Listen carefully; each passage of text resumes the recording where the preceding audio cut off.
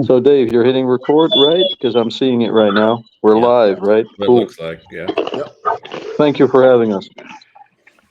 absolutely. I've been wanting to put something like this together for a little while where different, Go. some of us within crypto have been there a little while, know one or two things here and there, and just are able to look at crypto with different minds and to go through and articulate it and maybe offer a different perspective, not as a maxi, but as what works. I'm for what works, and that's why I thought of bringing us here together for each of those different things that we each offer. Cool. So, what's your So favorite color, Dave? blue.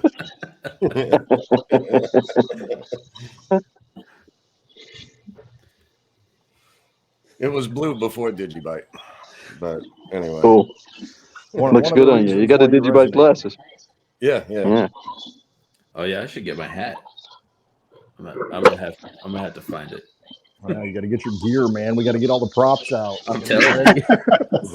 We started the show without props, man. I What's know. up with that? I mean, Clint, you're I representing. got coffee. I got Yeah, coffee yeah. today. So alcohol on happy hour. Just coffee today though. So I'm gonna keep it under wraps. This is Yeah, I just got water. I got the Litecoin sign up here. Strong glasses. Fire water.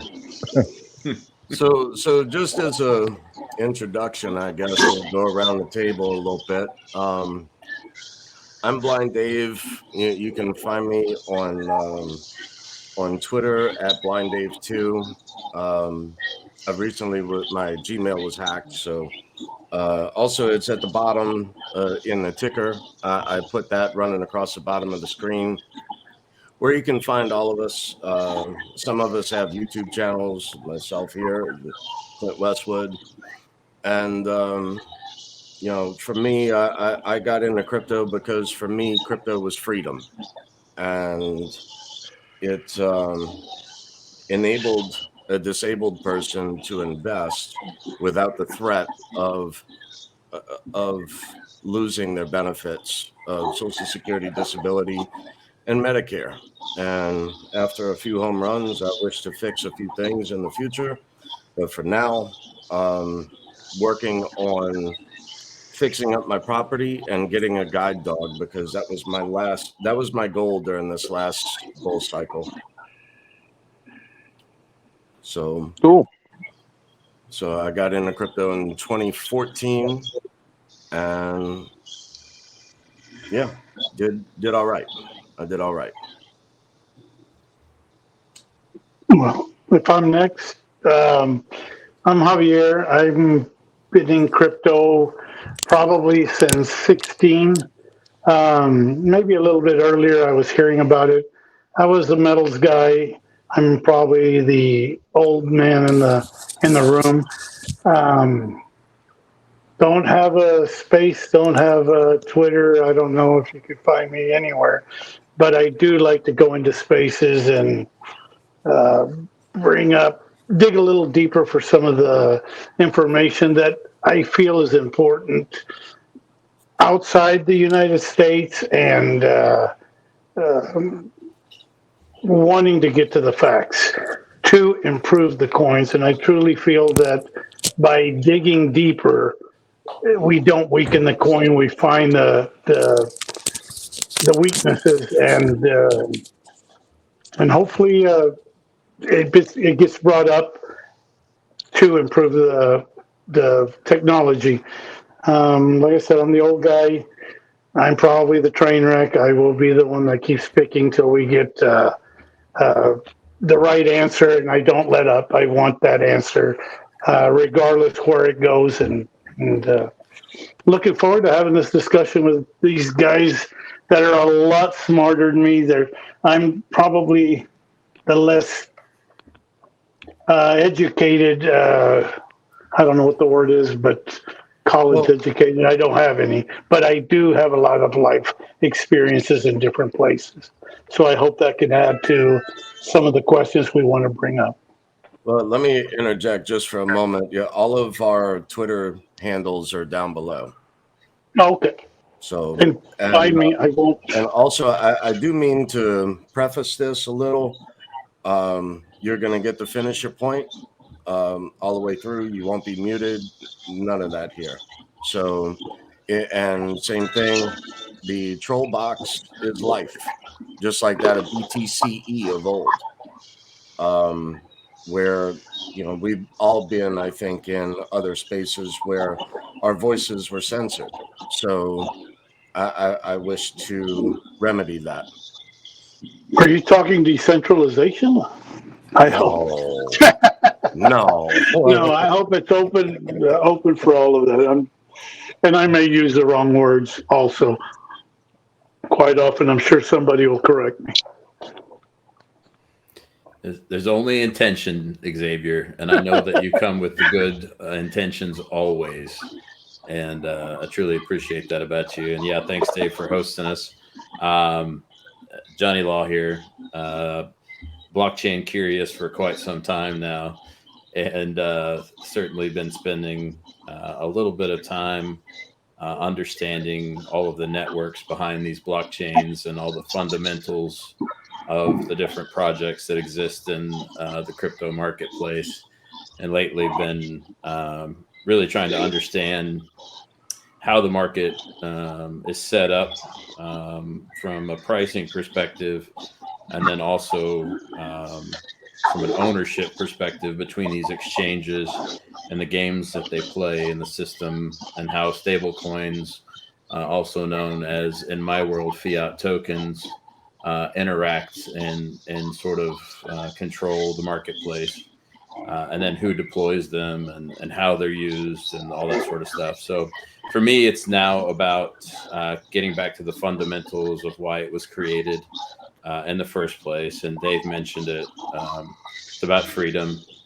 It's about 100% protecting individuals in a marketplace that wants to be able to censor from afar, rather than actually prosecuting criminals and creating this sort of law and order system. They'd rather just do things for a myriad of reasons at a distance through censorship protocols. So I see this space as one that's entirely necessary in order for us to avoid this draconian sort of action at a distance societal outcome control, also known as the social credit system.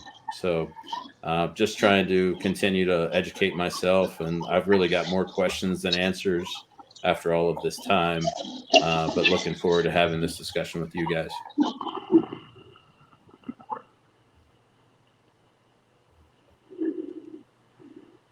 Well, Clint, go ahead. I'll finish. Or you want me to go? You want to finish? Go ahead, Steak. Well, I'm from the Netherlands, from Europe.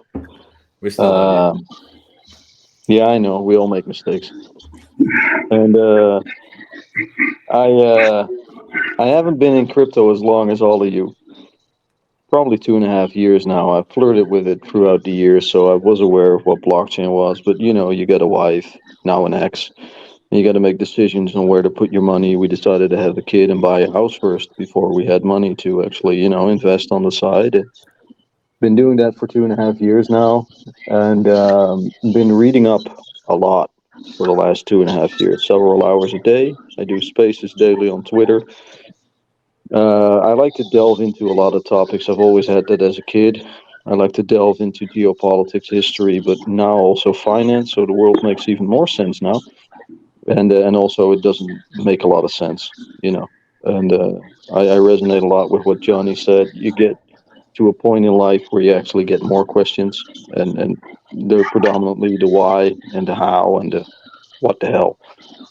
And you know, it's interesting to me. I'm curious. I work for the municipality of Amsterdam. I do supported employment. I help people with disabilities that have a mental or physical disability to get a job and keep a job. So I'm very in tune with the bottom of society.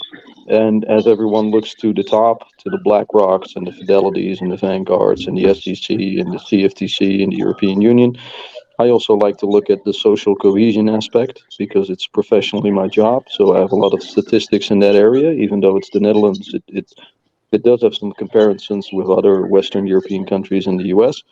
And I like to look at it from that angle, and also go into dabble a little bit in AI and quantum computing, and see where this whole tech revolution is taking us. And I see blockchain as a fundamental part of it. I like UTXOs. I like proof of work.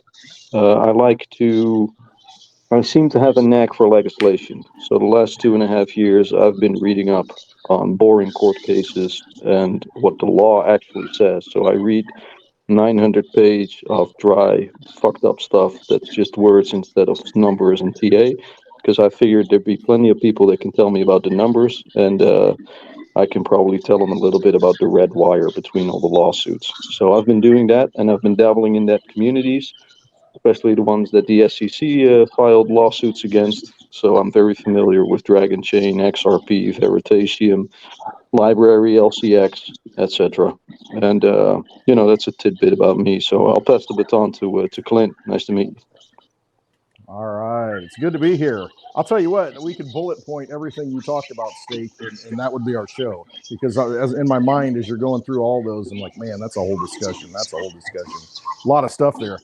I'm Clint Westwood, coming from the Midwest, in the middle of cornfields. My background, I think here's the thing that brings us all together.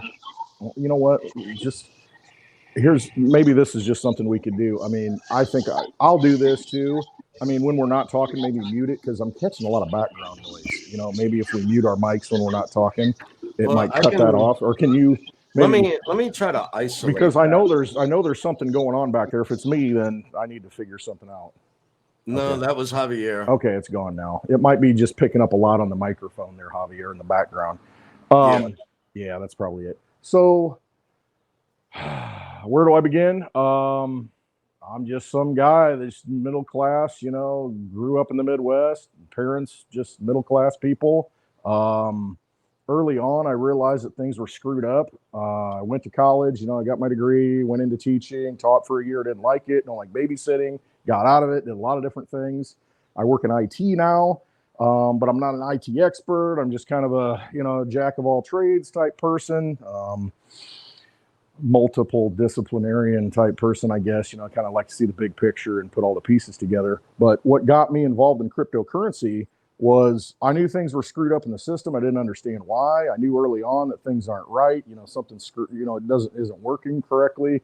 Why is it that the housing prices are going higher faster than our wages go up? All the different things that kind of hit you, and you realize you're kind of getting robbed, but you don't understand how. You can't really fulfill this American dream that they taught in schools.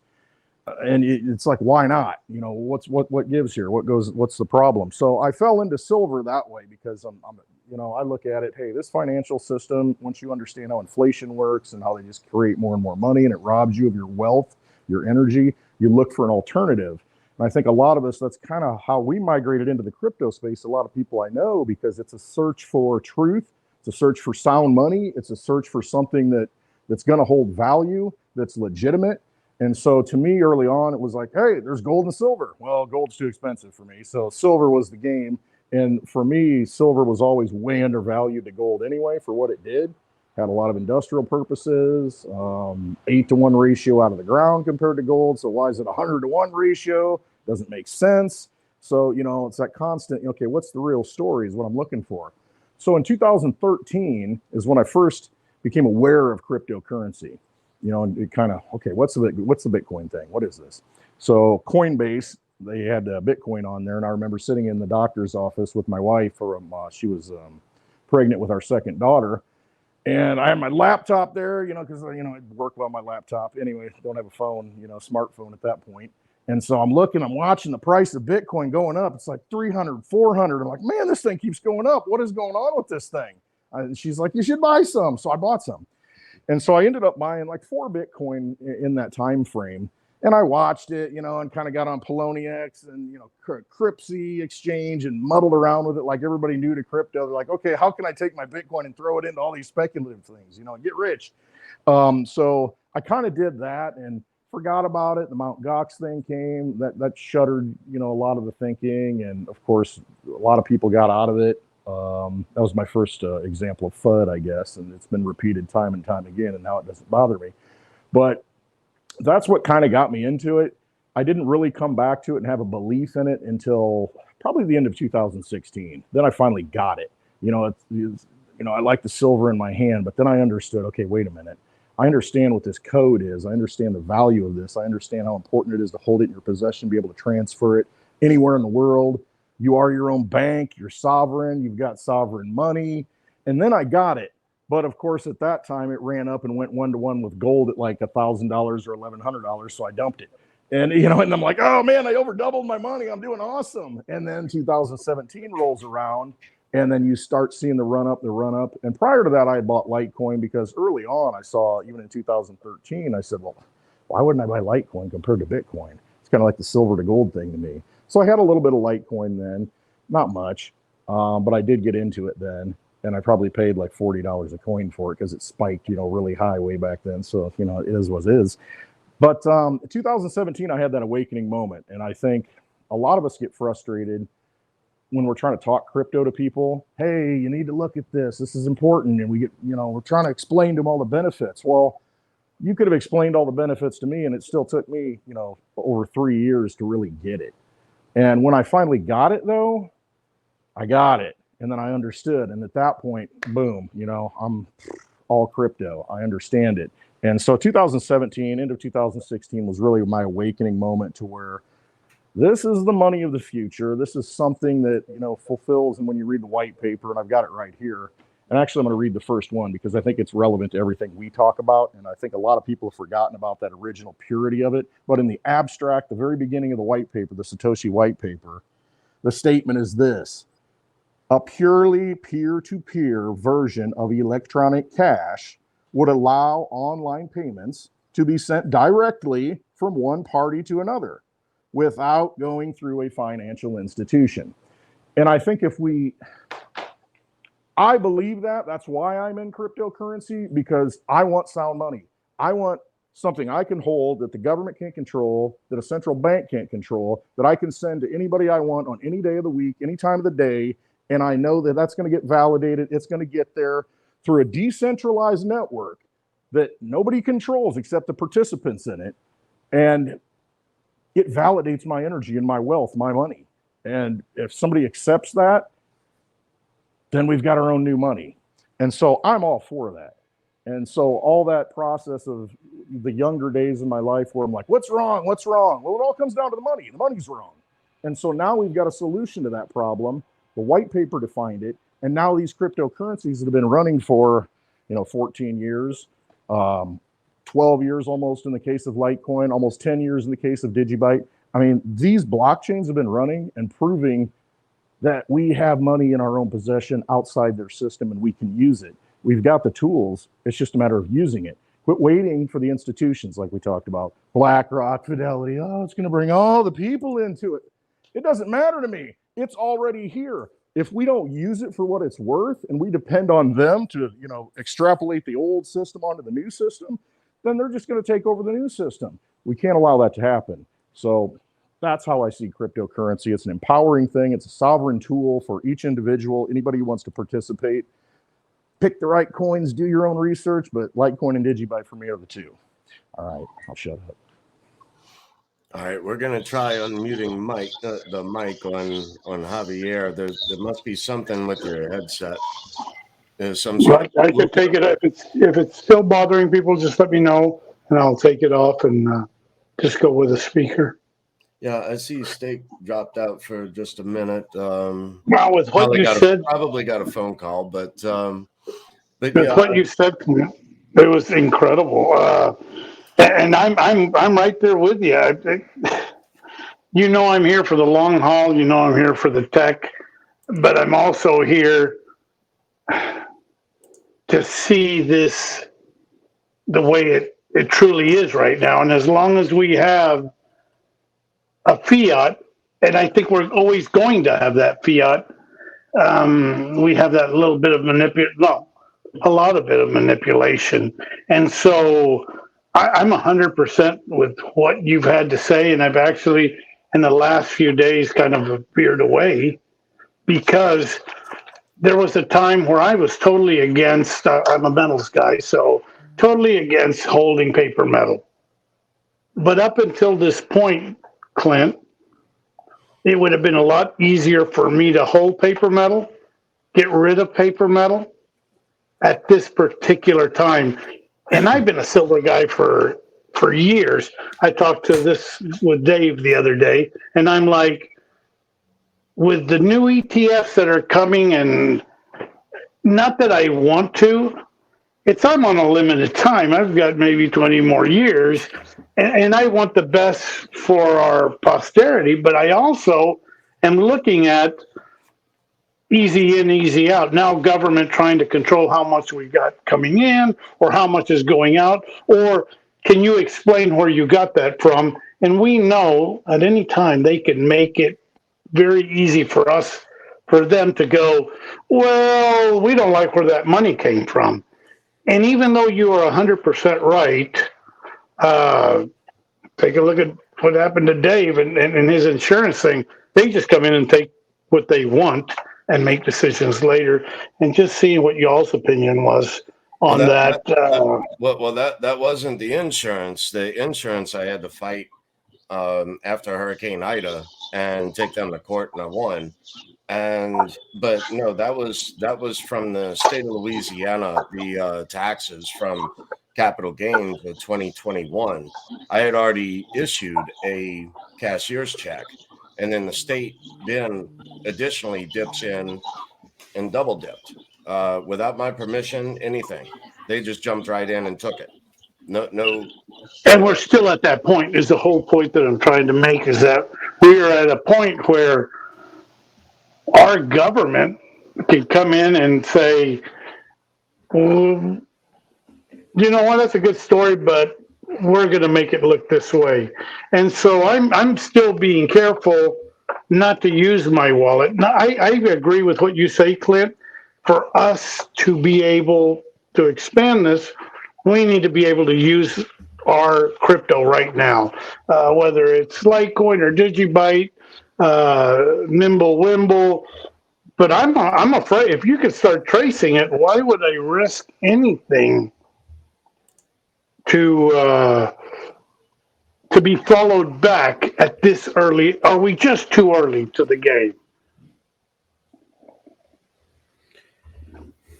I'm going to go with no. We're not too early. What I would say is, had we not allowed it to become a game of pure asset speculation, we would be a lot further along in the development of an actual peer-to-peer marketplace by which we traded goods and services for the commodities that Litecoin, Digibyte, and even Bitcoin are. And so because we allow that narrative to be about asset speculation primarily, rather than actually building use case scenarios as a base layer payment protocol, we're a little bit behind, I would argue. We're not early. And so you're starting to see some of these peer-to-peer payment systems, and I'll reference particle.io, which is a function of basic DEX, already starting to come into play, where you can buy goods in crypto native exchange places, right? So we're not ever touching fiat. And that's allowed for in our current regulation with commodities. It is a barter economy. That is allowed for. We are supposed to declare it as a fair market value if we purchase it at a different value on our taxes. But aside from that, we're not early. We just haven't really got the adoption on the right side of the equation. Do you think the government's picking winners and losers right now? Of course. Yeah. And that's where the fear, for some young people, it's okay to take that step. For somebody that's 60 that may have 20 more years left, they're like, wait. let's do it. I want to play the game, and I want to play the game any way it's played. That's why I understand risk to reward, and I do my homework in my own way, and I've done okay doing that. But right now, Clint, I think even Blind Dave, who's been in metals, how long has silver been played with? Long So time. how long can they play with Litecoin or proof of work? I mean, do we have 5 or 10 more years of going through Ethereum not being a security before? And at the end, I believe that Digibyte's going to win and Litecoin's going to win and proof of work's going to win. But right now, who's in? I mean, Well, the I've thing seen too is, much corruption. the thing Go is, ahead. right now, these other players are trying to play catch up at this point, because years ago we tried to go to them, explain different things, how things were going to interact and how they're going to work together. And basically they laughed us off the stage. And it wasn't that we were trying to be preemptive and warn them. We were trying to work with them. And Yes. and they just discounted everything that was said, and they did not understand that the last financial instrument created was the bond in the 1600s. That's how big crypto is. It's not just my coin is the ultimate coin. It's a network. It's the next system. If you think of it in this way, what other technology is there that can scale to meet the demand of society globally? You're in it. This is it. Yeah, I agree with what you said, Blind Dave. It's just how'd that work out for Reggie Middleton so far? I don't know. I mean, maybe things are changing, and our patents and are the good companies that got started with the brilliant minds all covered with their own patents. I see that Bank of America has got a lot of patents, and some of the big banks have a lot of patents in crypto right now. Are we as well covered in the crypto market in maybe outside of proof of work, just the good ideas, or are they doing what they did to what Alexander Bell did, and just stealing the idea, patenting it, and them taking the credit for it, and that's which direction we may head. Well, I see other things also other than proof of work. The proof of stake, but in different models. Some things in the future will provide a residual income, a dividend, basically, if you will. So, yes, in my opinion, that is a security.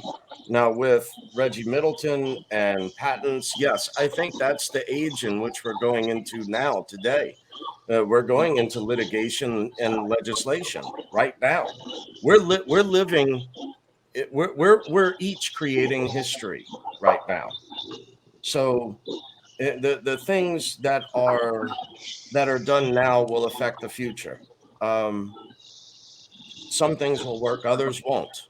I mean, all cryptocurrency is a grand experiment in computer science.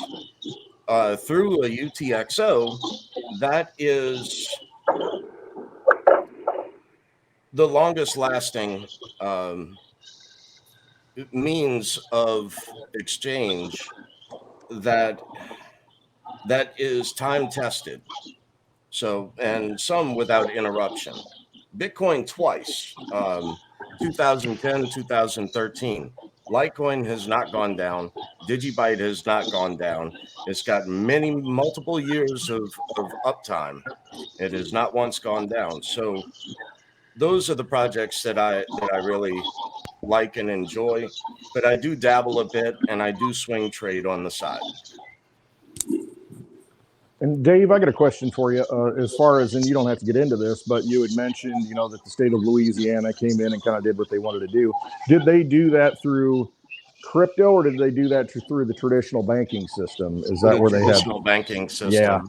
Yeah, and see, and that's where they've got the wild their thing hook. is, I wasn't even given a 1099. Yeah, see, I was that not this even is the third issued a time I've heard 1099. this, though. The third time Well, I've heard this happening to somebody. Well, at the state level. as well, now we have 87,000 new agents for the IRS coming online this year. So it's like, you know, and with taxes, the IRS can go back 7 years, and if they find the issue, they can go back even further. And being that blockchain is a means of accounting, it's the ability to track to inception. That's the purpose of a blockchain. It's a truth protocol. So by thinking others are going to get away from taxes and all, look, if it's a little amount, I can understand a little leeway here and there. But if you go to move a substantial amount of funds, they know exactly who you are. Don't kid yourself. I mean, if you look at the technology that was there in Vietnam, what in the hell do you think is capable of today? Yeah, we're Star Trek, So and we don't know it. They know every single thing about you, from your thumb and toe prints on your birth certificate to they know every single thing about you. Well, there's some old farts here willing to play their game, willing to pay their taxes. The problem is how well set are the regulations? Show me the rules. Show me the rules. I'll play by your rules. And right now, I have to go pay somebody to go and basically pay someone to say it's okay.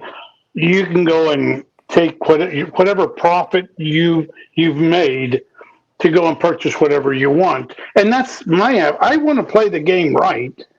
I don't mind pay. Just let me know what the rules are. Well, and I would also still be okay with a flat tax, like what was discussed in the 90s during what was it? No, that was Forbes. Well, yeah.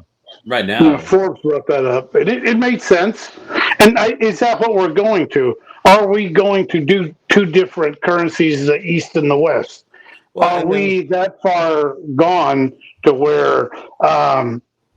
Right the now, world's got to equal itself. Well, I do believe that most of us in crypto did begin in metals, and that's why from different schools of economics, that's where we resonate and where we come from, and it's. I disagree. I mean, I love you, Dave, but I disagree, and this is why. A lot of the people in crypto right now are youth.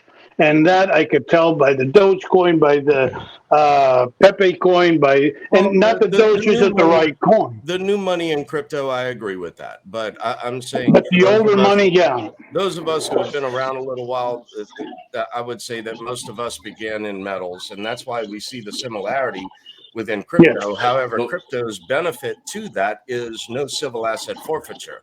I can memorize 12 words, cross any border in the world, and I have instant access to my funds. I'm global, and that's the beauty of it.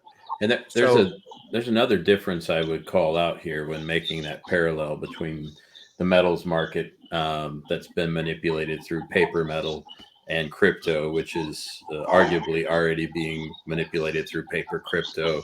And that is, we have the ability to remove and actually own our metal, in this case, crypto, right? So we can own it. It's provable that we own it. It's very difficult to do so, to your point, Dave, to carry around your gold and your silver and prove that it is of the right quality and the weight, and how do you assay that on the move and trade and move in the marketplace with it. So two very different things. So all the folks that were in metals, so to speak, it was really difficult to hold on to all that metal. Yeah, and the valuation of that was largely controlled by the large banks, right? And the nation states that were heavily invested in it themselves. So the reason for that is because they wanted to hold on to that metal. They did not want you necessarily to understand that metal had some intrinsic value that you could remove from their system. Instead, they wanted to give you their paper metal that you would value in their fiat mechanism. And I think that same exact play, and I mean almost exactly the same play, is going on in crypto right now. The only difference is now it's not necessarily the legacy bank system, it's the new bank system, which is to say all these centralized exchanges, oh, by the way, who have a lot of VC funds from the old legacy finance inside them, not to mention the biggest of which, Binance, has a lot of nation state funds backing them, which is why I kind of get a little bit sideways when somebody starts talking about all these things they're going to do to Binance. And I'm like, listen, guys, it's funded by some of the richest countries in the world. Like, it's not gonna go down like that. And back to what you're saying and what Clint said today. Clint, I'm 100% on your side. I believe in physical. How's that worked out for me? If I would have bought paper, I mentioned it before, if I would have bought paper, I wouldn't have had to pay a premium to buy the paper. I hold the paper.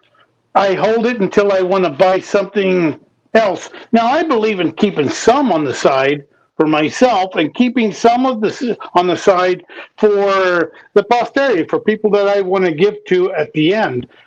But it makes more sense for me to hold an ETF right now if we're at the beginning stage of this, and then be able to cash out through my own bank for the what we call FU money that we need to go on trips and to go and buy smaller things, and then keep our stuff on the side. And like David said, keep it in different wallets. And this way, if you come after me, well, come get that wallet. That's all I had. The hell with it. I want, like, I'm 100% in agreement with what Johnny Law and what Clinton have to say. But the biggest problem I see is if I want to go liquid, if it's already in the bank, and I bought, for instance, Bitcoin at $20,000, and now it's $100,000, it's explainable. You're going to tax me. I don't have to come up and go, well, I bought it over here, and now it's moved up over there. What are y'all's thoughts on that? Well, to piggyback on what y'all just said, the quickest way to move money is to, or currency, is to put it on a plane and fly it there. To use a SWIFT system takes 3 days. That's if no problems. And so also there was a test, and I was watching a blockchain live on Litecoin years ago. I want to say 2019. Litecoin moved $90 million across the globe. I remember. It happened. It settled in under 15 seconds, and it had a cost of 10 cents at $90 million. Try that at Western Union. That's the point of crypto. And I'm with you on this, Javier, because I wish we had a system that worked like they said it's supposed to work. I mean, I wish our money was backed by gold or silver or something, and we had gold, silver certificates. We tried that, and then it wasn't enough for them, so they had to squeeze us out of it. I mean, and so it's been this progression away from that sound money that's led us to this point. I mean, they had every opportunity to make it work. I mean, and it did work at first, but then they corrupted it because that's what governments always do. In 1964. Exactly, the $1.25 in 1964 minimum wage. That's what it was, $1.25 an hour. Well, those same $1.25 in quarters got 90% silver in it. It's worth over $20. So it held its value. But see, they took it out of the money, and so that's how they've been robbing us. And I wish we did have that kind of system where we could trust the banks. But again, you know, they'll come in like Dave, like you've seen, and I've many other examples I know personally, to where they'll just take it. And then, well, you go and prove that, you know, we were wrong. And then you got to fight it. And it's, wait a minute, that's not how it's supposed to work. So if we had a fair system, like you said, Javier, where the rules were clearly defined, everybody played by them, I'm all for that. That's what I want. But well, how important do you think, Johnny, any of y'all, how important do you think community is? If, my God, there was a time we all believed in seashell, or there was a time where money was seashells and money was tulips. And it's because the community, whether it's ridiculous or not, the community was there. Is that the importance of using proof of work coins right now? Are we at the point I would where... say yes. I would say yes. Javier, sorry to cut you off, but No, go ahead. in your point to community and what the rest of you all touched upon, it's pretty obvious that many people, and I don't mean us or others that have been in this space for a while and actually understand it, they understand the principle of not your keys, not your coins. But we have to be very realistic that for the vast majority of people, they keep their coins on exchanges. So you have an obligation, in my humble opinion, to educate people in giving more power to the people by controlling their own keys and their own coins. And I also think that the dollar and later on to some extent the euro is leveraged against the world and geopolitics by inflating everything. The problem is that it's corrupted and it decreases social cohesion. So we see all sorts of problems in society existing that are being controlled by social, cultural, mass media and pitting people against each other, divide and conquer. But many people in the country, in the Western world, but also in the world globally, are unhappy. We see a lot of divorces. We see a lot of people having to work 2 or 3 jobs to make ends meet. We see basic human needs that cost money, and not as an individual, but as a whole, are leveraged, and it deteriorates our society, which makes it unsustainable. So we have infinite money with finite resources, and that doesn't work. So as a society, we need something else, and as a society, we also need better legislation and protection from the government towards the people. So You think that's by we need a design, better Steve? government, and the community is vital in it. Do you think that's by design? You know, Yes, of course. Yes, of course. Of course it's by design. I mean, you have and to delve a little so bit into history in like the Marshall Plans after the Second World War. You have to delve into Bretton Woods and how it's been set up. And yeah, it's a money grab, it's a land grab, it's a cultural grab in the world, it's a commodity grab, and it's the system we live in. But you see many countries are opting out from buying the depth of the dollar and saying, well, we want something else, we want something solid. You see the BRICS nations that want something that's tied back to the gold standard, and we are in the West perfectly able to create a decentralized system in our society. It's perfectly able to sustain that because we have or used to have civil liberty and freedom and quite some innovative people that can make this work. So, you know, uh, that's where I think it's headed, Javier. do you think patents will be the one that will ensure Sorry, these? you sound a little bit low in volume to me. Oh, I'm sorry. Do you think that patents are going to be what resolves this? I mean, the No. importance that no. No, I don't think patents will resolve it, but I think Okay. regulation makes sure that it gets or incorporated into society. But it's up to the people and especially the new generation, in my humble opinion, to go into governance and basically create legislation that adopts decentralization and ties away, and this is difficult, the state and politics from the financial markets. And I That would think be it's great. beneficial to every single class. Won't The upper happen. class strives towards a good middle class that creates innovation and new products for them to buy and have an enriching life. And the lower class wants a better life as well and has their primary needs met. So I think it's beneficial to everyone. I think it is as well, but I don't. I think you misunderstand their aims. But I know we've had that discussion before. I think open source software is going to be the regulator moving forward. I think ultimately that's why Bitcoin was created. The sort of open source bedrock truth by which we could put a foundational layer to the finance system by which we could all agree that one does in fact equal one, and we can all prove that it equals one. We can all look at the block, we can see everything since inception and understand truth for the first time in human history, and it cannot be manipulated, at least as it pertains to the blockchain itself. Okay. Well, let's go deeper there, Johnny. Timing. Is this a matter of timing? In other words, are we playing the game? Clint says it all the time. We talk about it all the time. Is this a matter of timing to get to that point? And to us, I don't know. I think maybe we had discussed, or David and I had said something about winners, and I want to be with winners. And I'm just wanting to understand what the game is about.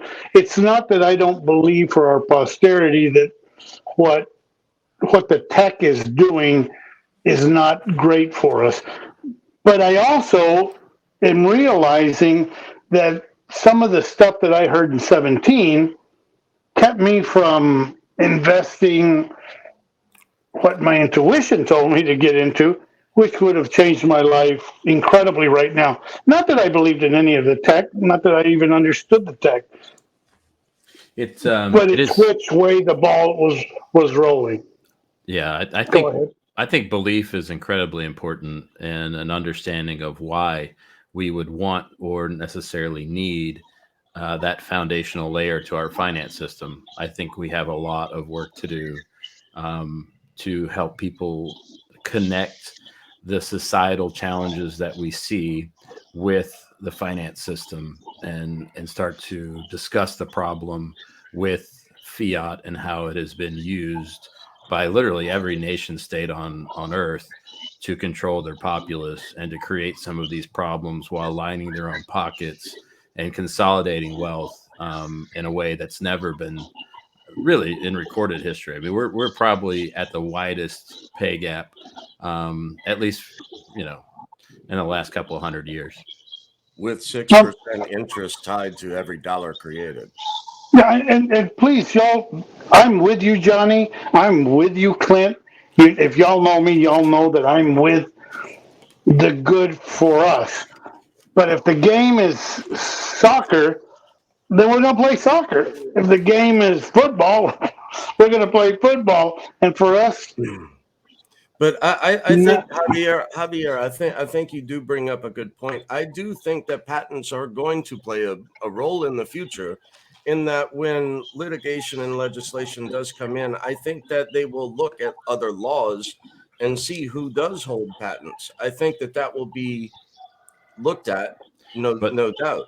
I when mean, in, that's it, to try to bridge the old system into a digital system, into this. I mean, I'm speaking in far as is more than a currency.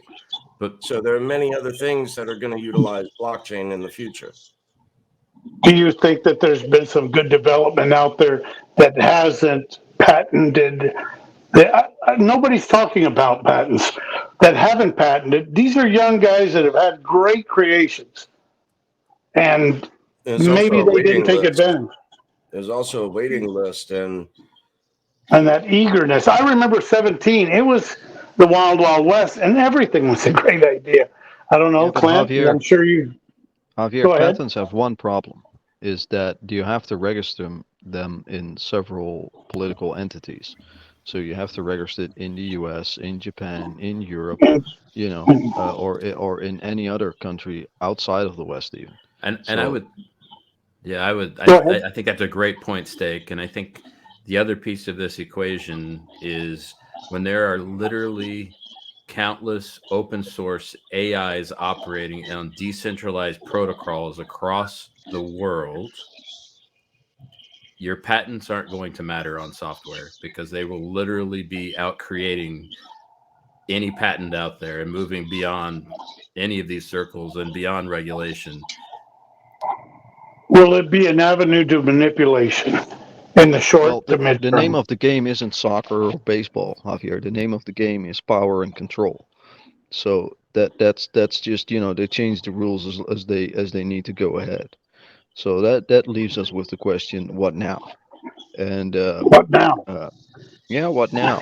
And my answer to that question is what I gave earlier. I think it's up to the people that are knowledgeable in this space to go into governance. I think it takes time, and it's the right path forward, but it's going to take a long time. I think it's going to take probably 2 decades.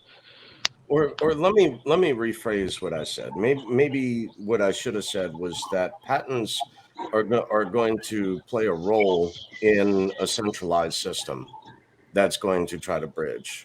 That I think is going to be where the patents will be looked at, not within open source. However, other things like if it's a layer two or um, or a third Yeah, party, then I do know that infringes that, as well as a transfer of value through a smart contract. That also infringes. I understand that, and that's why I reached out to Reggie to try to ask, what do I need to do to work with you on what it is I wish to build? Because for a lot of people who got into crypto years ago and who did really well, what have you done with your earnings? What have you built? You know, so after you do well, it then becomes a question: what can I do? What can I build in crypto, and what kind of a legacy can I leave here on this earth for the future of humanity? yeah. Well, and my question is, why, if patents aren't that important, why are the banks collecting them? Take a look who some of the biggest patent Like I holders said, in. again, in a centralized system, I agree with that. Yeah. But in a decentralized system, So it's time. again, look no further than Lightning Network. You go back in history, you go back to 2014, 2016. You mention anything about third party and off chain, you'd have got a fat lip. Yeah, I've got questions on that too. I won't bring them up now, but I I'm not a coincidence person. I don't believe in too many coincidences, and sometimes I understand how this got started, where it got started, and I don't even know if the things that I'm thinking are 100% right. At the end, I want to be a person that's a winner, and right now I am a winner. I get out of crypto right now. I've done well because I truly believe in time in the market instead of timing the market. And I'm not a guy that's very computer savvy, so I'm not playing that game of trying to get rich quick. But even now, I can get out of the game and have done extremely well in anybody that's ever been in stocks opinion. So what I want to know is right now, and I know Johnny, I know that LT, I know some of the people in these communities. I understand what MWeb is and what it's going to give to the community. Are we going to get there? Or are we being controlled? Is it being stifled from getting there because somebody's collecting these patents? Go take a look at how many patents Bank of America has. Go and take a look at how many patents. And these aren't my favorite people. These are people that have actually gotten rid of me for no reason. But Well, they just I didn't was want to do also business with me I anymore. was also looking for patents within crypto, like that of Compound and Theta and Veritasium, Promethean. and BSB's BSB. got a bunch of them. Yeah. Well, And, not and BSB, but understand it. the people who work within BSB It's have those actually patents. N-chain. You're right. You're exactly right. It's through N-chain. And when we understand that, why the hell have a patent? Because And they're trying to work within a centralized system. That's why. and I agree. And if that's the case, then they control the system. Am I? I'm not saying they're not going to make money. I know how the game's played.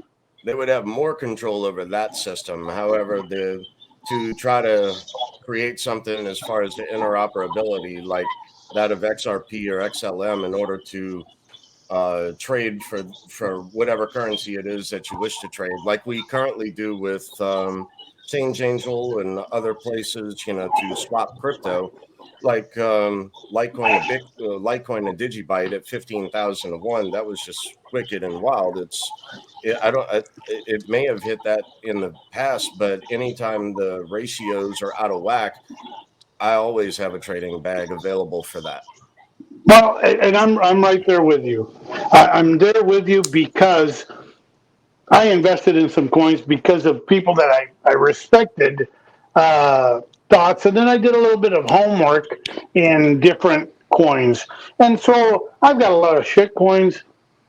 Some may do the difference, some may not, but I'm into Dent, and I see how much DENT is being used all over the world. Why? Because most people have to pay for their internet and their phone service beforehand. Here in the United States, we don't think about that here because we pay for that afterwards. But Well, understanding that that is working in so many different countries, is this what we go to for the sure bets? Well, And I'm not saying that anything's a sure bet. I Go ahead. I'm also invested in Dent, and it also does benefit those of us in the West whenever we do travel. It eliminates the roaming fees and the data charges, so Yeah, we can use it in the Western world. we could buy Um, it in the Western world. We could yeah. only use it outside. AT&T offered it, and I know Verizon. This is a while back ago. I've done my homework enough to where I understand that. But if Well, we're headed to where we're so headed, so again, Javier, have you heard of Open Radio Access Networks? no. Okay, so what we have in the world right now in the West is a G4 network for your telecommunications provider. And the G5 networks are basically owned by Huawei, a Chinese company that gets accused by the US and the West of creating espionage through G5 network. So a bunch of companies from the West, in Europe, in the US, and Japan, and also Korea and even Israel, telecommunication providers came together. It's called the ORAN Alliance, ORAN, Open Radio Access Network, to create a G6, G7 infrastructure with faster telecommunications network, internet speed, and also basically upload and download to eventually get your wireless goggles, your AR, XR headset hooked on the telecommunications tower, because it requires a lot more speed and a lot more, well, basically bandwidth of the network, all sorts of things. And as the liquidity is drying up in the world, some countries will be better suited at creating a new infrastructure, predominantly in the rich countries like the US and in Western Europe. So we don't really need to really fund that. We've got a Vodafone, a T-Mobile, we got an AT&T. We got very rich companies that are quite sufficient at doing that. But if you look at maybe some countries in Africa or Eastern Europe, maybe some Mhm. countries in around the Mediterranean that are not in the European Union, they won't be able to do that. So they would need some kind of new infrastructure to put the cost of that network onto their own citizens. Well, And that's where let's go this things like way. then come into play. But I think the biggest Yeah, elephant in the room with what we're at right now is BlackRock and the ETF, yeah. and creating their own exchange, and having like a Litecoin, Bitcoin, Ethereum, and Bitcoin Cash on it, and maybe some more in the future. I think that's the big end Hundred boss percent. for this I cycle. agree 100%. I agree 100%. But let's break that down even further. please, State, please. you don't think that the importance of 8 billion or how many billion people, 8 billion people are important. Those people that if BlackRock can give a phone to them and they're already in the dent, you don't think you see they're not seeing the picture bigger than what we are, and seeing the importance of Dent, which is now at a ridiculous price. Put it this way, we know one thing about people: they will not eat, they will not drink, they will not sleep in a house, but they're not going to give Sure. up their phone. No, Again, but what's it worth to you when it works? What's it the worth thing to is, you when it Javier, works? it's just one part of where finances go in the world, going from an old analog system to a new, digitalized infrastructure. And it's a vital part, because what you touch upon also touches on like a digital identity, especially for migrants going to the US or Europe. That was actually the United Nations agenda, to create a digital identity exactly for that business case. That's where it originates from. And yeah, you're going to need a phone or a mobile phone for that. So of course there is a very big use case, but I don't think it touches on the actual fiat legacy system that leverages inflation against its own citizens. I think that resides much more in different elements and different aspects of the whole blockchain infrastructure. So from that perspective, Dent is for me much less interesting than a Bitcoin or a Litecoin or an XRP or a Sure. Digibyte, I etc. agree with you. I mean, I agree with you right now. So let's make that distinction, because that's what we're kind of talking about. We're kind of talking about this divergence in crypto in a lot of ways, to where, let's simplify it to where we've got the proof of work, sound money cryptos, that BlackRock wants to own and take control of and maybe manipulate, possibly, who knows. And then you've got the technology side of it, to where, okay, this is your intellectual property. This is you got to protect that, that knowledge of what's going into that technical side of those cryptos. But like for me, sharding or cybersecurity aspects. all the different things that can be built into it. So on the one side, you've kind of got that, okay, I look at it from the standpoint of, I get all that. I look at it from the side of sound money, the sound money aspect, being able to have that sovereign money and be able to control it on a proof of work, decentralized blockchain that's open source. I mean, that to me is kind of the base layer, the underlying value that I think the education needs to come. And you're talking about getting into politics and that's part of education too. It's getting people into having those megaphones and having that voice to educate people what this is, why our governments have been failing us. And it comes down to the money. Well, guess what? We now have transparent money that we can use to, honor our citizens, to make sure that, everybody's got a level playing field, that kind of thing. and that's technology, but it's also, it's a little bit different than all the things that, have come out, the 2017 ICOs and all the blockchains or the built on blockchain stuff that's come out after that. But that base layer, knowing that there is a finite supply, knowing that network control, that decentralized network allows that transfer of value that anybody can participate in. Can you imagine if a government came and said, hey, we're going on a Bitcoin standard? They won't, because they missed out on 19 million of them getting mined out. So, but that right there, educating people so that, hey, that is a way out. This is a way out right now that we can use this type of money and build our own networks outside of government in a way.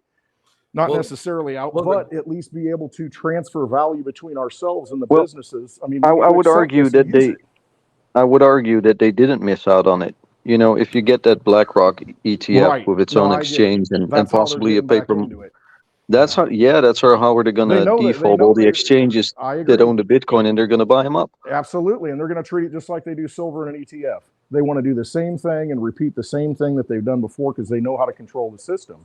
And so that's why it's important for all of us to try and beat our heads against the wall and educate as many people as possible. And if we can get into positions to where, hey, I'm an elected official now, let's talk about some sound money. You don't hear a lot of them talking about it, other than, hey, this might get me more votes. Are they going to carry through with it? Who knows? But I think you go to your local business and say, hey, would you take crypto for this? And, well, what's that? Why would I do that? And then you say, hey, you understand what inflation is, right? You just kind of drop seeds. And I mean, it's a slow process. I mean, and it may take 40 years. Clint, you're so right. But let me elaborate on that. Option. It's a truthful way out of a system that is so corrupt that I don't know that we can fix it, but at least we can start building out of it in some way. And we've got the tools to do that now. And Clint, they are keeping us from the knowledge of us being able. Go to your eBay, go to your marketplace on Facebook. There are people that right now go, we take cryptos, we take Bitcoin, we take Litecoin. And we are growing. I believe that the media or the people that control the media are keeping us from realizing how fast that adoption is coming in.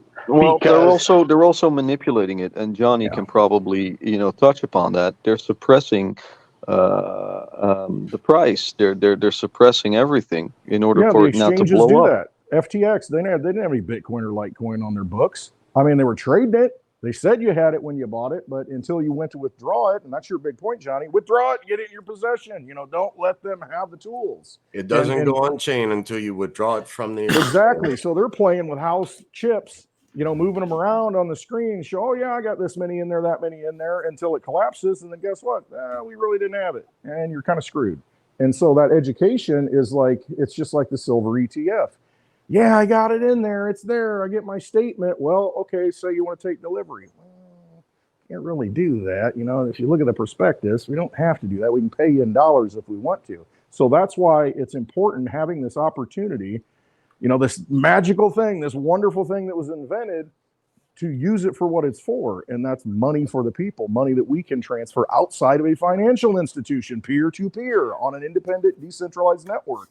That's what we have to do. And that's the educational process that we need to fight that fight, in any way that we can, to wake people up to that. And I would add to that, if there was truly good intention around regulation and around creating this environment in which there is no fraud and we can reduce scams and all that sort of stuff, that all of these governments would 100% want to create transparent systems that are unalterable and immutable, so that everyone could say, look at us. We are. The game is too early, Johnny. I think that's where I was asking.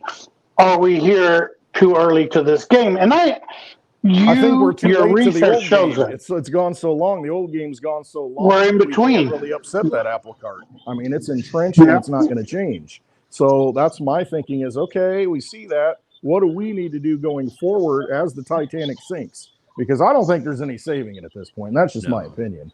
Yeah. And so take these tools and come over here and try and, save some people to, reinvent a different process or a different system.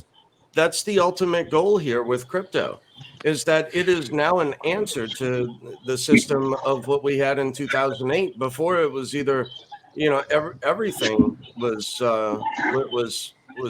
fair. Right, but we got to use it and not sit there and say, "Oh, number go up because ETF." Well, no, because you don't have it, and you got to use it, and for to sit there I fully agree, though, Clint. Money. But if you look at that analogy that you just gave, Clint, in regards to the Titanic sinking, I think the big question is who's on the lifeboat and who's Leonardo DiCaprio. Yeah, right, exactly. Get on the lifeboat and go. I'm Johnny Law. Johnny Law is Johnny DiCaprio, the good-looking guy that's going to end up drowning because he gave the damn floating device to somebody else. No, Johnny, I love you, and that's how come what you're saying. That's why I listen to you all the time. You make total sense, and right now we are in a. I guess we all agree is that we're in a transition time where that's why Dave is so successful right now, because he's playing the game. He's not emotionally attached to anything. He's truly playing the game. And I understand. So I lean on Dave for his emotion. Well, but he's not emotion. No, it's just the reality. I look for what works. Yeah, we got two worlds that we're transitioning through. We got an old system that's still got teeth, still got claws. It's still that wounded animal that's going to come out and try and take you out. But on the other side of it, you got to live in that world and try and do the best you can. But then also realize this is the way forward. And the more people, the more energy we give to it, the more people that believe that this is the way forward, and not only believe but start using it. That's how things change. That's right. Just sitting and just to touch on that, let's keep it positive, Clint. Yeah, because that's a great assist. We have to do that, though. I mean, let's keep it positive. If you cut out the middleman everywhere, the wealth that would generate for like the classes to actually, start more innovation, and everyone could start a business. Everyone could create innovation. Like the acceleration that would happen in a free market, free open society in the West is long overdue.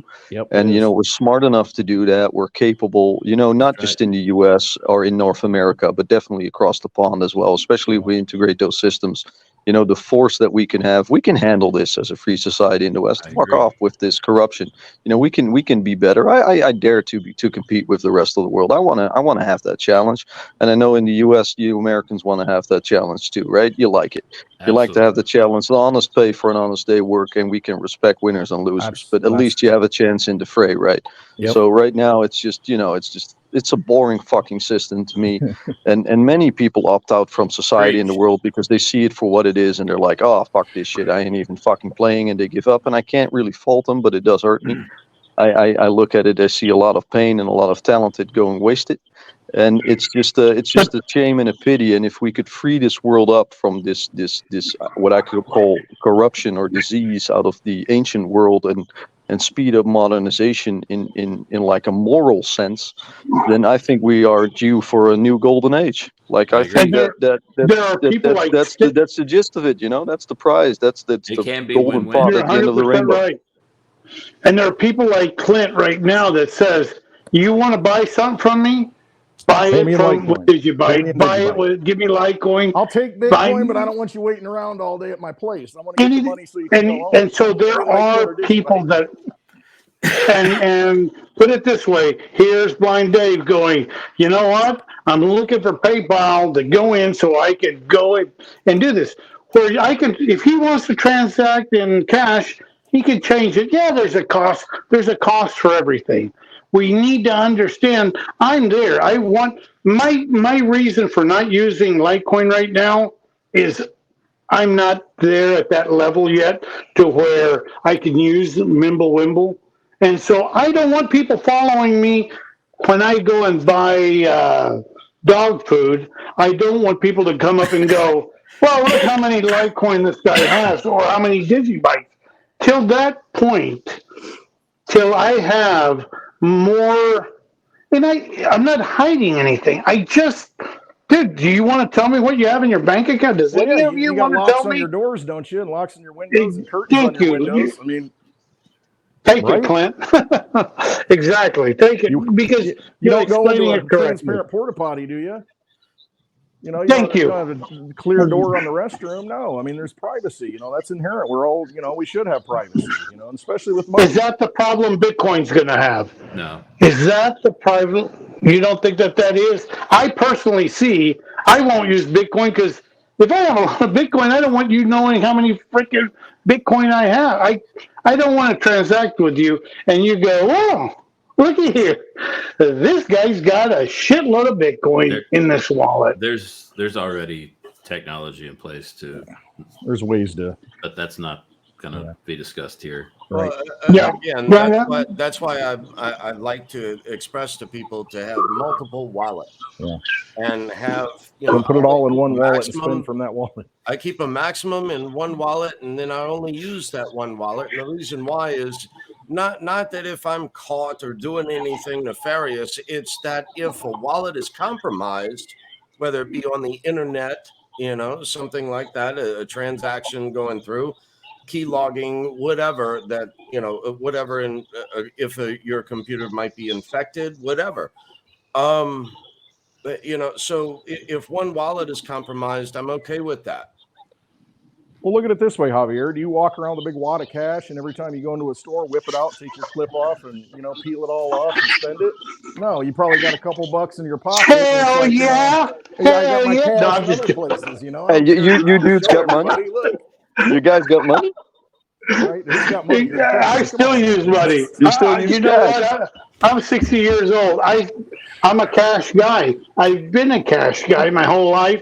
My father was a cash guy. I would be too. If it would just hold value, so I gotta, I can't hold too much of it, and that's the frustrating thing, and that's why we're at where we're at. It's because that's why I admired Blind Dave. Blind Dave took advantage. We talked about a coin real recently, and he goes, you know what? I couldn't get this, I couldn't get that, so I bought this. Boom, it tripled, and I went, son of a gun. I mean, I'm happy for Dave, but I was like, we were both talking about it. I didn't have any cash to get into it. And I'm watching a man play the game properly. whether lucky, coincidence, chosen one, I don't know. But the man keeps going ahead. Well, let me explain that a little bit. With what I do, I figure out what I want to pay for it and what I want to sell it for. I figure out where I want to that sort of thing. I just it's not a luck thing. It's just whenever the number hits, Plan your trade your plan. Exactly. Like when I can make 30%, why not? I'll do it. You're winning. But here again, I'm not winning in the sense of fiat. I'm winning in the sense of acquiring more coins and also reaching goals that I have set out. Right. Thank you. You've got that mindset of the new economy and where you want it to go, and so that's your mindset. Unfortunately, we've got to break people from the mindset of, hey, I'm going to do this, and I'm going to cash out into dollars. Well, you're still feeding that old system, and everything's priced in dollars, but that's the mentality we have to have. Everything needs to be priced in Litecoin and Digibyte. What's the value in that? What are you going to pay me in that? And that's my philosophy. I want that first. If somebody's going to pay me something, pay me in crypto. And that's what I want to. And then if I'm going to pay for something, I want to pay in crypto. I want to use it for what it's there for. And that's my vision. What I want. Is that because what I do? And I want to accept it. Like with what I'm doing with Southwood here. This is going to be an upscale Airbnb, and like Airbnb, you can use PayPal. Well, why can't if with Litecoin, it's part of PayPal now? Why can't I just accept the Litecoin? Because the amount that's going to be paid to me by Airbnb is going straight into crypto anyway. Exactly, and see that's the system. This is how the system's manipulating crypto right now. They're saying, and you're creating innovation. In your middle class, you're creating innovation. Exactly. You're creating products. A new economy. And you know what, State? They understand value. They realize they can go down. They totally, both of them. If I come up and say, Clint, I want your Digibug, he realizes we settled at a price of 50 Litecoin. He realizes it can go down. It's 50 Litecoin, whatever it is.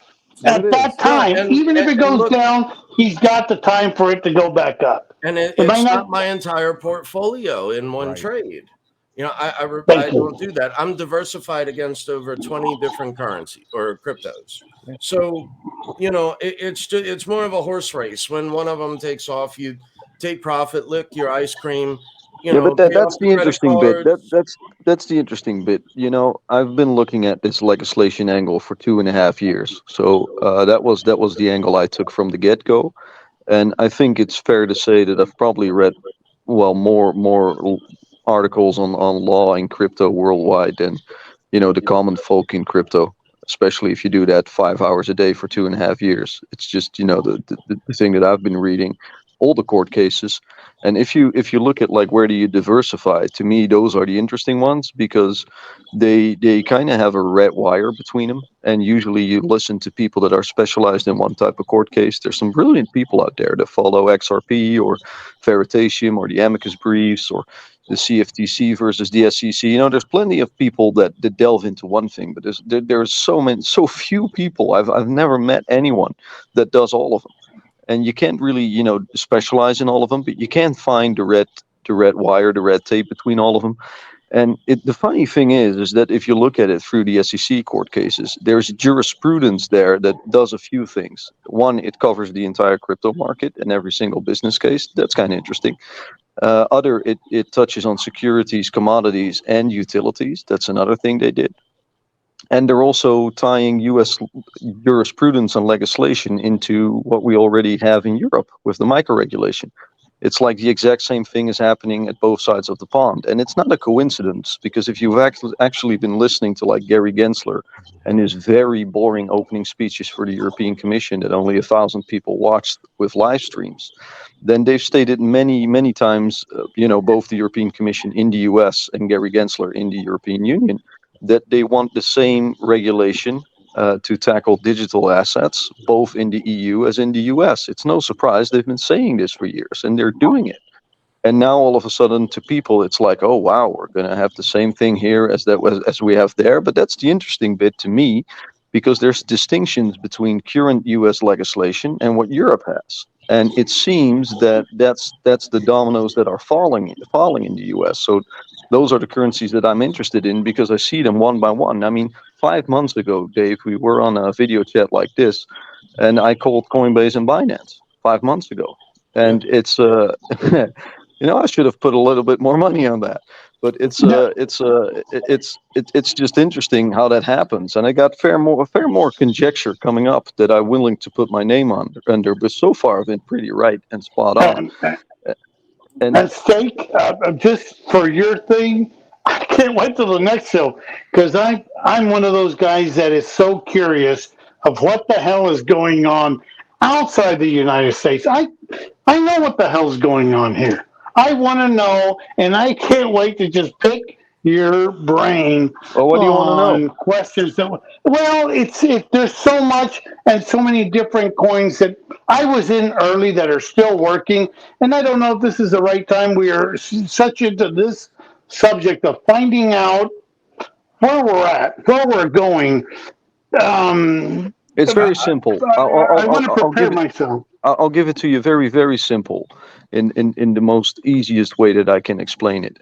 Everything that's a supply chain in the world, every single thing that includes money, that includes digital infrastructure, everything is supply chain, everything logistics is military. Every single fucking thing in the world. Everything that's logistics is military. Why? Because if you have the best logistics, you win the war. And that's just the defense system that we have in place in the West, and that includes digital assets and that includes money. That's the simplest explanation I can give you. Okay, Steve. Then you ruined the next show. That's what I was going to ask you. No, well, I'm just joking. I was going to ask you more from an EU perspective. From an EU perspective, what do you see coming about say January 2024? Well, that has to be okay. So that's an interesting one and a good tidbit, I think, for this stream. Like, if you look at the MiCA regulation, then it's important to know when will it be enforced? When will it actually become mandatory? When will these things happen? And the funny thing is, if you read law, there's actually a timeline. Now, for people that trade, you probably go nuts right now that you actually get a heads up, like, okay, this is when it will happen. But trust me, it's in all this legislation and they're hitting the mark with their timeline. Sometimes it goes a little bit slower, but then 3 or 4 months they need beforehand. They say, well, we're going to do it in 6 months, and they give you a new vote, so you can actually follow every single fucking thing. But most lawyers don't look at numbers, and most economists don't look at words, and those two people don't really talk to one another. But in March and April, the legislation for coins that have to be compliant towards anti-money laundering, know your customers, and basic trade norms have to be compliant and will be enforced.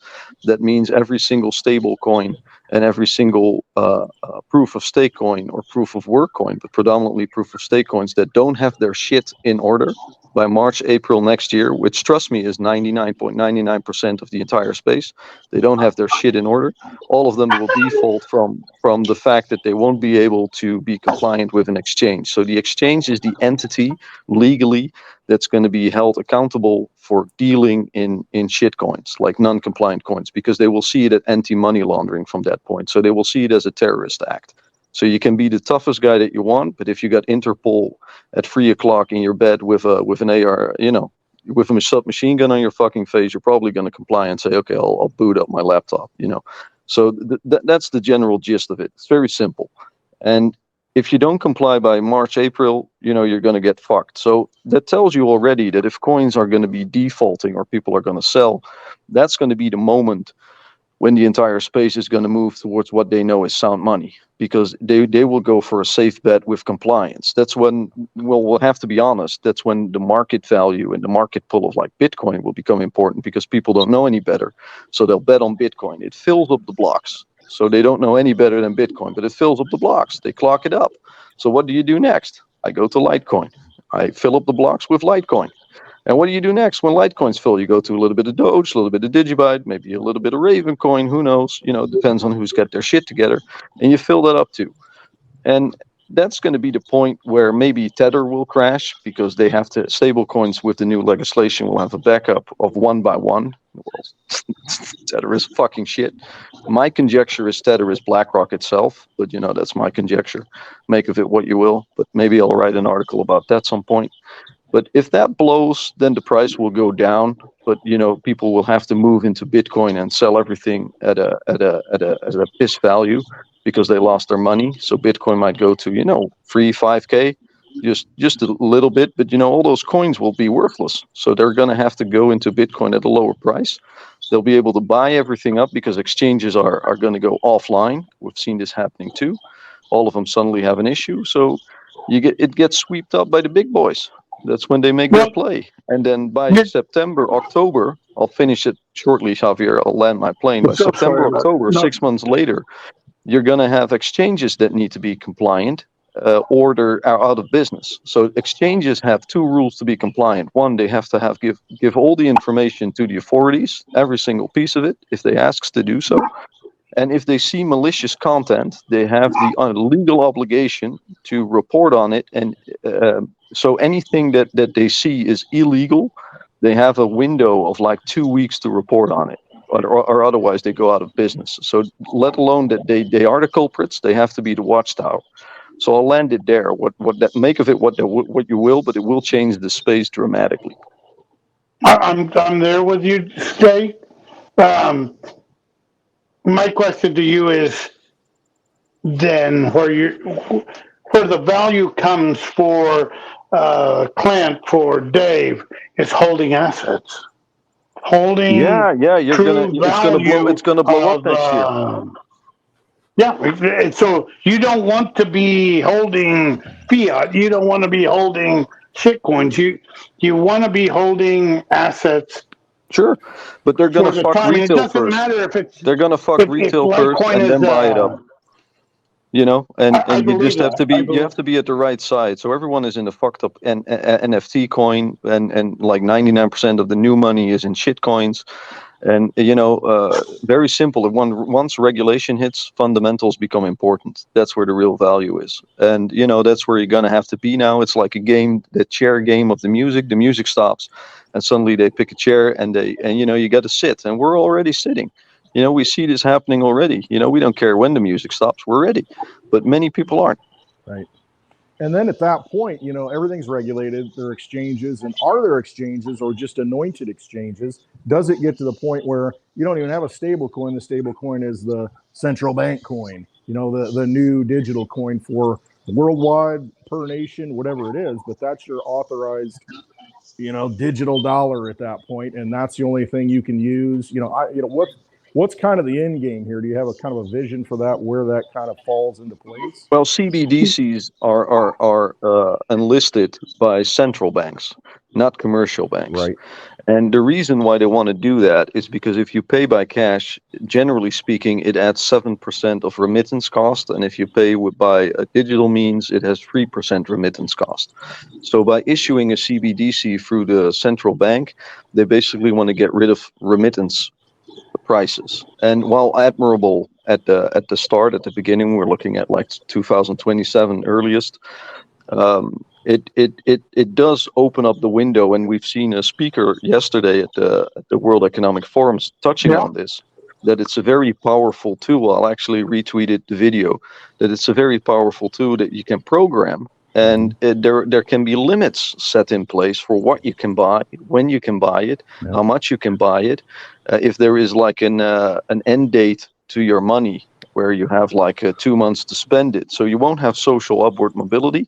So it just seems like a power and control grab, completely loose from what we do with crypto, and it doesn't really make me happy. But one thing that's really weird is that the central banks kind of don't want the commercial banks to go out of business because they need them. And the commercial banks said, well, we want a large cut of the market as corporations, as we are. We're not government, we're corporations. So the funny thing with CBDCs, and it's actually going to be its downfall, is there's a limit cap of $3,000 on it, 3,000 euros. Well, what the fuck are you going to spend that for in a year? I mean, everyone has a much higher salary. You're going to spend a whole lot more than that. and they want to flag a fuckload. Like in the Netherlands, in Europe, the law is $1,000. Everything $1,000 or higher in a single transaction is going to get flagged by the IRS, or like the Dutch IRS. The Netherlands actually wants to go to 100, but everyone pays rent or mortgage that's higher than that. What do you want to do? Flag everything in every month? It just clogs up the system. It's just stupid. I spend It more on doesn't scale. DoorDash. So it's like government doing IT. It's just it's Great fucking nuts. question, Clint. Great answer, Steak. I mean, incredible. This is what I feel that nobody's talking about, and we've been digging so deep. Johnny, I wish, hopefully you were listening, but if not, it's just we're trying to get to the bottom answer. That's what we're all looking for, without the emotion. And like I said, Clint, wow, my respects. And Steak, incredible. Dude, I've always had a great deal of respect for you, and it's just your answers are enlightening. Programmable cash is a very bad idea. Fully agree. It's a horrible idea. Give it to us, Johnny. Give it to us, Johnny. I'm ready to hear. Fiat token. Fiat token. You got it, Dave. We've got plenty of those out there already, interacting with our pure coins and turning them into infinite assets, so to speak.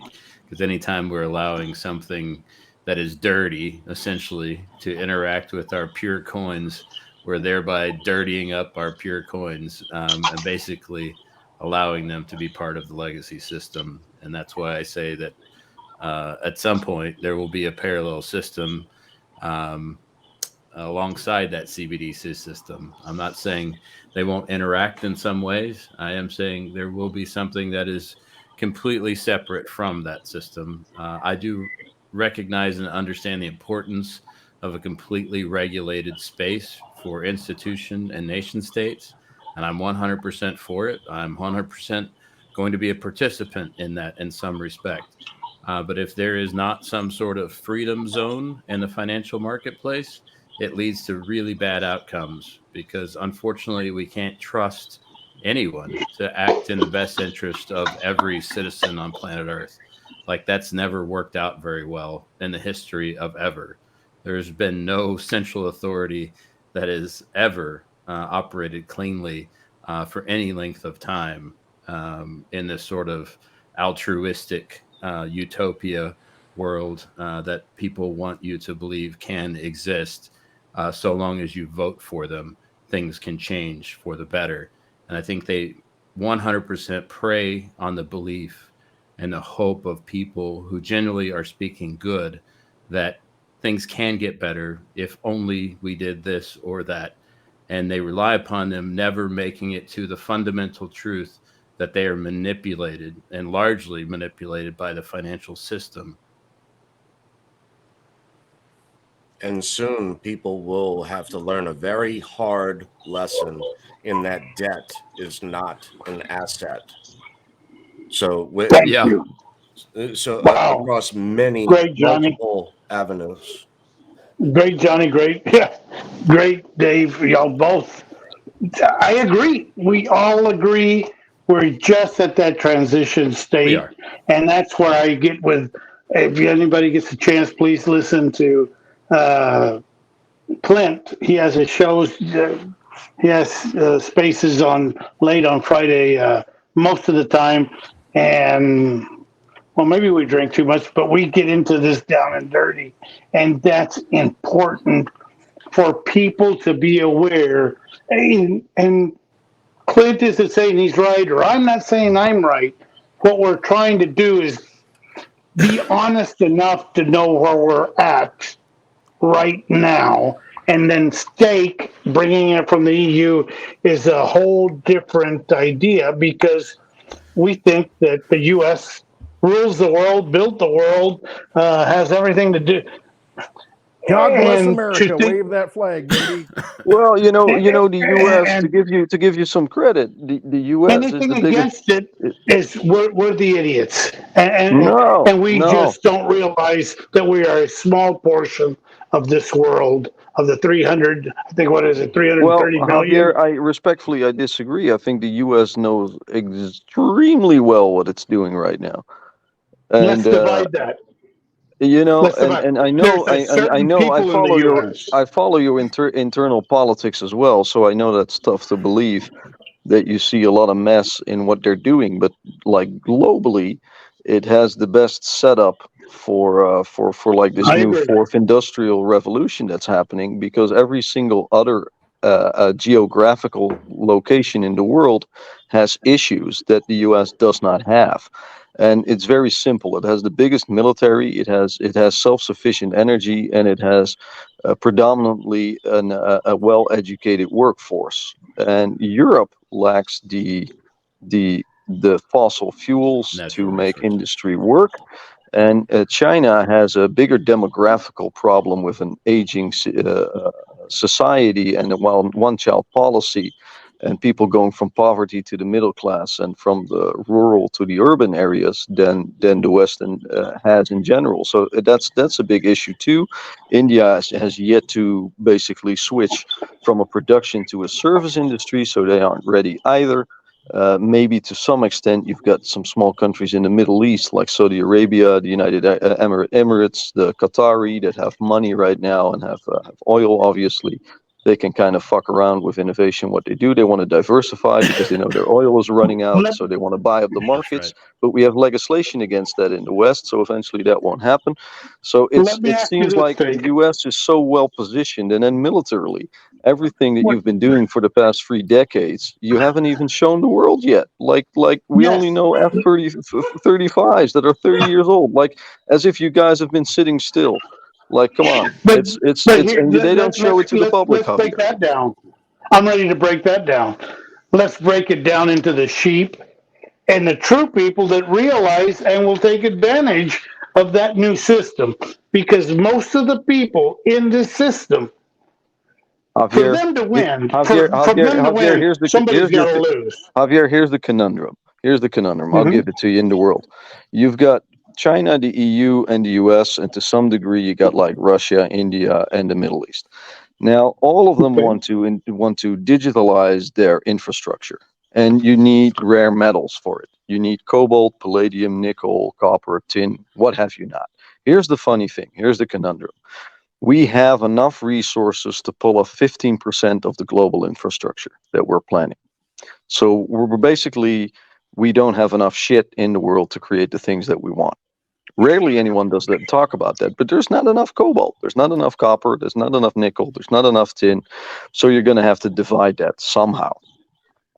And that's where the actual geopolitics is playing. At the end of the day, that's a game that's going to be won by supply chains and fossil fuels and research and development and innovation. And I think the U.S. is on pole position, but I can understand from your situation in your country that you think, well, I don't feel it like that because everything has gone to shit since 1995, and I actually agree there.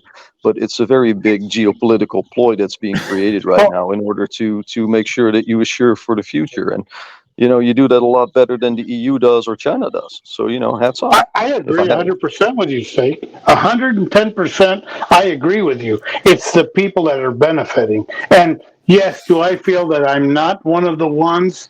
I'm on that verge to where I've actually benefited from this new system, but I'm still in that transition stage. Why? Because I'm a contrarian at heart and going against what is being told or what is being taught to me. I see, I go into quite a bit of spaces and I see what people are doing with their digital currency and their fiat currency. They don't get it. They haven't got it. People here in the United States, that's why every time I see you in a space, I follow you, is because of the knowledge that you spread from outside this closed-minded society that we have as USA number one. And I'm a U.S. citizen. I believe in the U.S., but I see the sheep. My benefit has come when the herd is headed one way, I head the other way, and I've done well that way. Right, wrong, and I'm not an educated person, but maybe because I'm not that college educated person, I think outside the box and I run to the other side. And it's done me well because what you're saying is 100% right for a very few people in the United States, Well, and I think that's the not big, for the majority. no, I get you. That's the big thing. And that's been the most frustrating thing for me. And I've gotten over it, because hey, you need to look at this, and you try and beat people in the head with it. You got to look at this. You got to look at this. People will come to it. And the people who are meant to come to it are the people who are going to do the research. Those are going to be your thought leaders going forward. So Yep. I want to see those people positioned in a position to where they can effect change, because not everybody's going to, I mean, face it, when you have a revolution, when you have a change, I mean, it's most people aren't engaged. They're just followers. And so we need people who can see what's happening. And, you're frustrated because the rules aren't defined. But to me, I look at cryptocurrency, the solid ones, and that's why I always talk about Litecoin and Digibyte. I look at those because it's defined. I know the rules. I know the game. I know how many there are. And so I'm playing that game. And that's why I play that game. And that's why I always got this light on. That's why I talk about, the cryptos that I talk about. Very few, primarily Digibyte and Litecoin. And it's because for once in my life, even with silver and gold, you don't know how much there is. I mean, we don't know how much is warehoused and how much people hold and who holds it. And I mean, there's, who knows? I know how much Litecoin there's going to be. And I know how many people there are in the world. I can do the math and I'm like, all right, I'm going to position myself over here. And the key is those people who see it and those people that I can hopefully educate and that we can educate see that. And then when the whole thing falls apart or it transitions, whatever it is, at least those people hopefully are good people and are going to take that prosperity, I guess you could say, or that head lead up and do something good with it. And that's the main thing. We're given this opportunity. And I think, Dave, you said it earlier. It's like, hey, how can we better humanity? I mean, we've seen it coming. A lot of people didn't see it coming. They're going to get blindsided. And we try and bring as many people along, try and wake as many people up. But going forward, we have to, I mean, if you benefited from it, you better do good with it. I mean, you better try and, okay, everything got screwed up. This is why it got screwed up. This is why I'm in this position, because I saw it and I tried to help. Now let's try and pull that thing forward and change things and use the better tools. So, it's a tough thing. There's no right answers. It's just that I see truth and I resonate with truth, and I see these protocols as truth, and I understand with the power that they have and the ability that they have to free us from a system that has been used against us. So let's try and help people to use something better. How valuable is it from Stake's point of view, from Johnny Law's what he's working on? I follow it. I don't understand it, but I follow it and I understand the passion that he has in it. From your point of view, which is one way, and then from Dave's, which is a completely other way, which I don't find wrong, making money and getting ahead in life. No, I don't either. It's about winning. I don't either. Ultimately, it comes down to you can make money doing anything, but ultimately it's like, what is that form of money that you feel good holding? You feel that it's going to endure, what's going to be that, preservation of your energy. That's not going to be a leaky battery like we have in the dollar. What's that thing that we're going to be able to use in the future? I may be totally wrong on Litecoin and Digibyte. I don't think I am, given everything that I've looked at, because I don't see any better assets, any form of money out there that's better. Yeah, things can go wrong, but it's just that's what I see, and that's what I go forward with. And that's just, and that's what I see. Yeah, so but when moon, then what? Yeah, and that's just it. I mean, we can make money on those assets, other assets, but ultimately I always gravitate back to, okay, this is where I want to park it though. I don't want to park it in, an ERC20 token. I don't want to park it in something else. I want money. I want something I can use, something that's useful. And that's so an if interesting you make money, bit you just said there, put man. it into real money. Here's another thing that many people that I haven't seen being talked about in the space that's being glossed over. That's ERC20 tokens, because I'm going to go a little bit in regulation here because you touched on it, and I think it's fair to share. Like Ethereum is like up for debate in the U.S. as to how to define it, right? Is it a security? Is it a commodity? Is it eventually going to be a utility token? So there was a lawsuit. Is the SEC versus WAHI, WHI, and it was an insider trader lawsuit from an insider trader in Coinbase that basically, manipulated and manipulated the market, and those tokens that he traded in were 9 ERC20 token and 1 exchange token called LCX. And those 9 ERC20 tokens were written out in full jurisprudence with their business case on why it was insider trading. But you can only have insider trading in the US legally if it's a security that you're dealing in. So they eventually settled the court case, which was like 3 weeks ago. And it didn't really make the news or on Twitter. No one was talking about it because, it's not a coin, right? It's just ERC20 tokens, and well, who cares? But the thing is that all those ERC20 tokens are now legally, through jurisprudence, a security in the US. And Ethereum is now a security in the US. No one is talking about it, but it is. And it's if you look at like the 50 projects that are registered as a security by the SEC, that has been deemed a security, it's not on it. But through the court case, it is.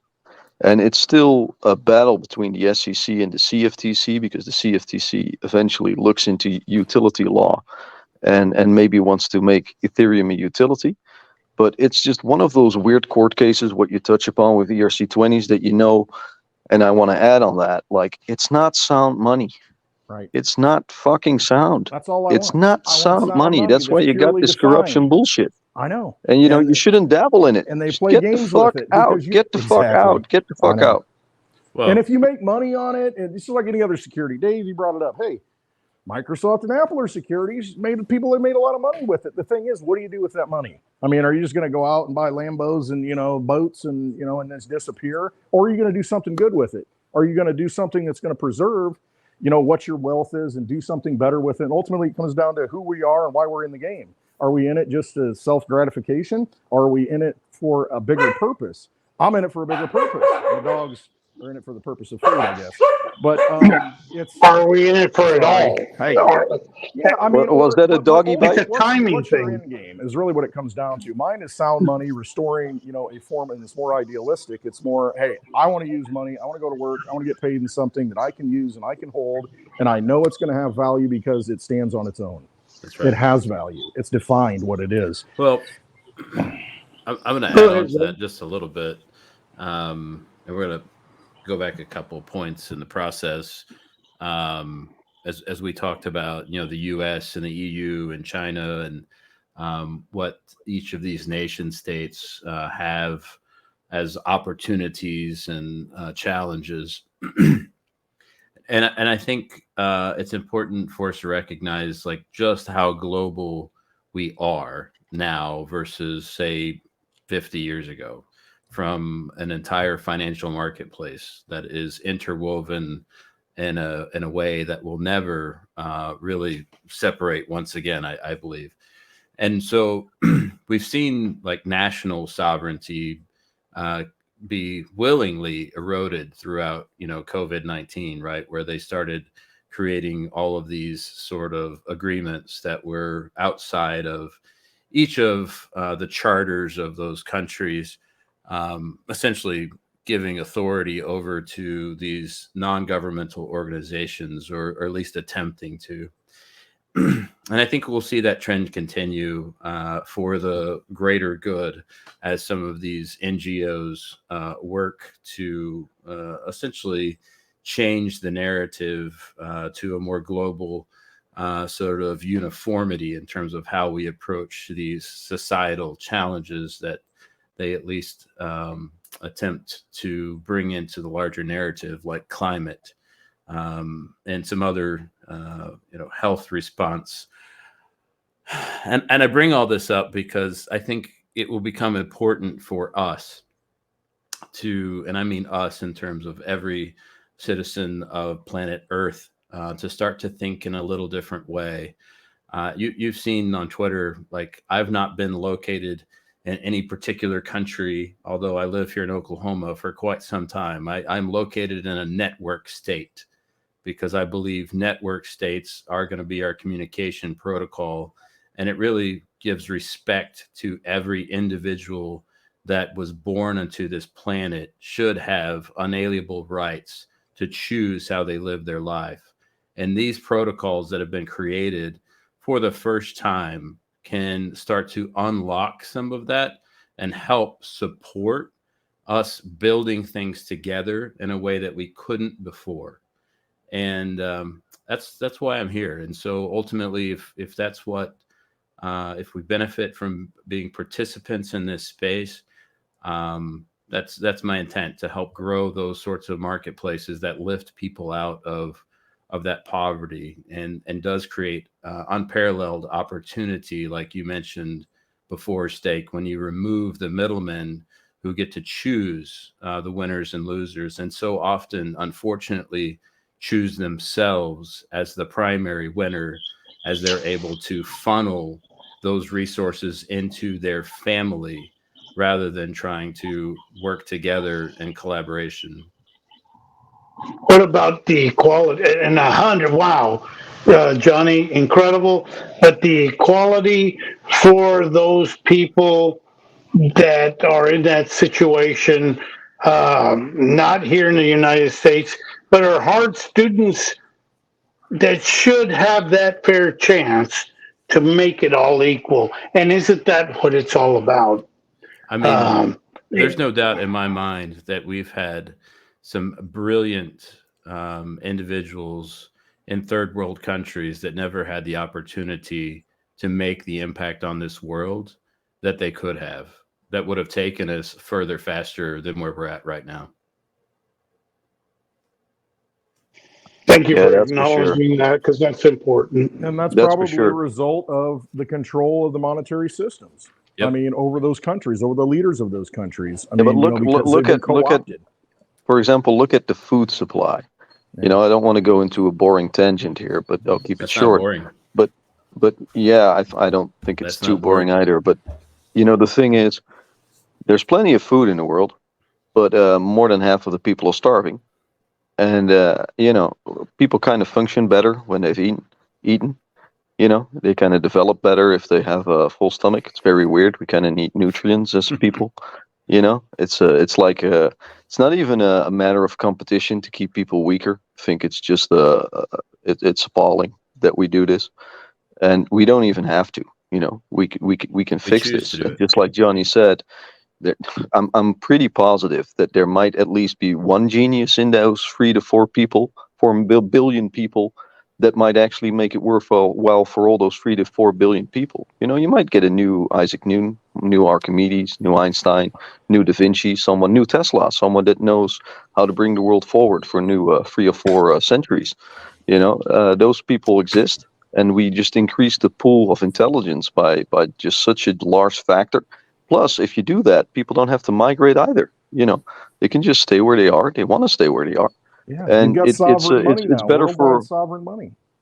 yeah, but it's also better for homogeneous groups in the world. Everyone is better at it in their That's own right. localization. It creates less friction when people are Cultural traveling. norms. Yeah, I think that there was a Strengthen time community. where yeah, most but people, you know, that works. That creates peace. That works. Yep. Like that's a foundation where you can build a better future on. And I'm not naive. I'm not saying there never will be war again, as long as there's strife and competition. But I think it's a giant leap forward, and we need a good money supply to get that going. We Amen. can't do it in the and current corrupt State, you're system. right. You're right about that. Most people don't.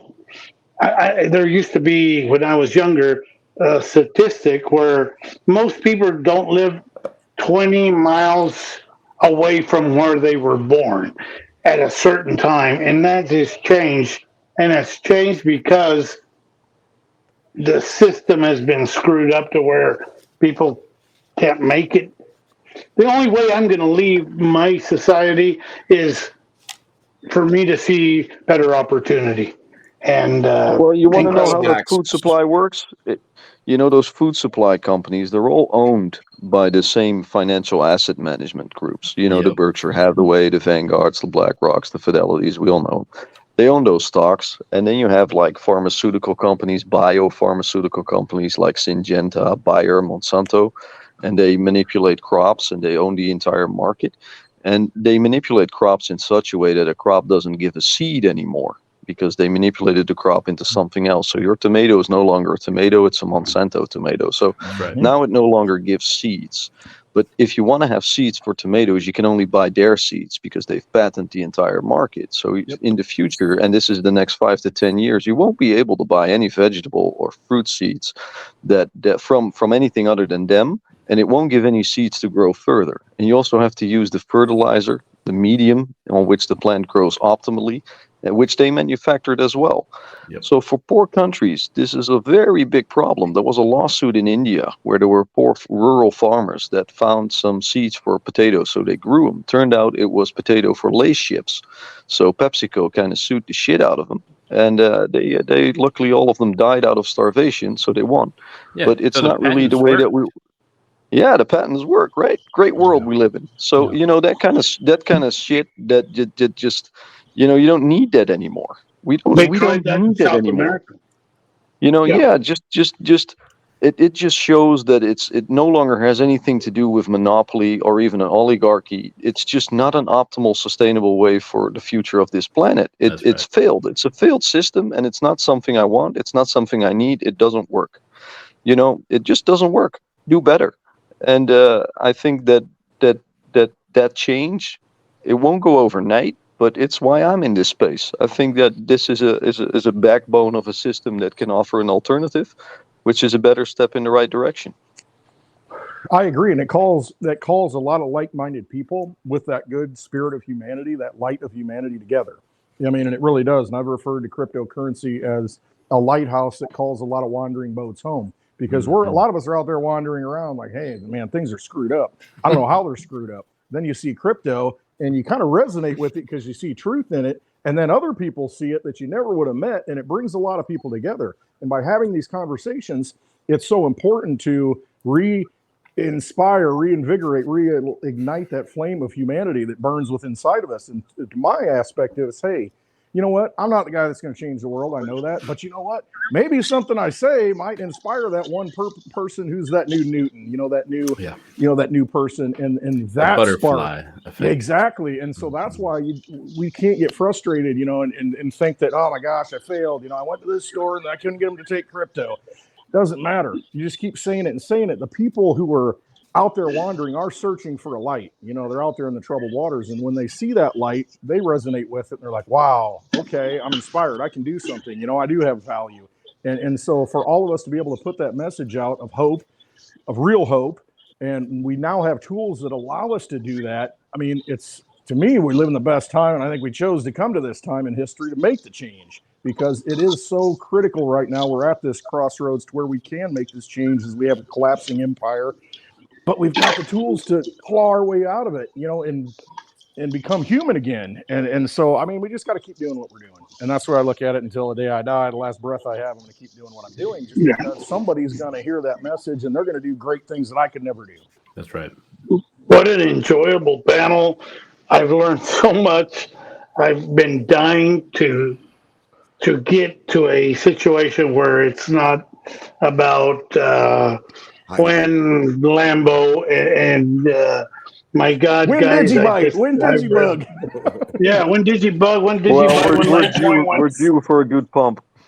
Yeah, and I mean, and that's the great thing. Ready. It excites everybody. It gets us, going, and energizes us, and more people. But there's wake up hope at the end. Yeah, I mean, it's a tool. It's this new weapon of freedom, financial freedom. That it's exciting to be able to spread that to people, and they can see that, and it's like, wow, I've got an opportunity to where I don't have to work my whole life and depend on a retirement and a dying system that they keep stealing from me through inflation. I've actually got an opportunity now to where maybe I can make my dreams a reality. Those dreams of childhood, that we all lose as we go through this churning vampire casino. It's like, hey, we've actually got a way out of this. We see the exit. Let's take that exit. You know, and there are people out there who want to be inspired, and they just need to be clicked on, and they just need to see something new. And once they see it, I mean, they can do great things. I mean, there's so many people, you know, we do it all. I mean, all these vampires do nothing that run things. They do nothing. They feed off of us and use our energy, you know, so we just need to channel our energy that we have and build that new system and move forward and say, you know what, you guys, you failed us. We're going to do it right. We just need enough like-minded people to do that.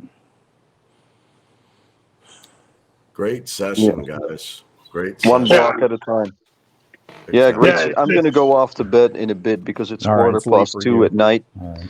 And I have to get up in 5 hours from now. So, you know. Thank you, Steak, for being here, for answering us questions from another part. I always try to let our people know, listen to the people from outside the U.S. We happen to be in a privileged society, and sometimes looking at it from another point of view is extremely valuable. That's why I enjoy listening to you so much.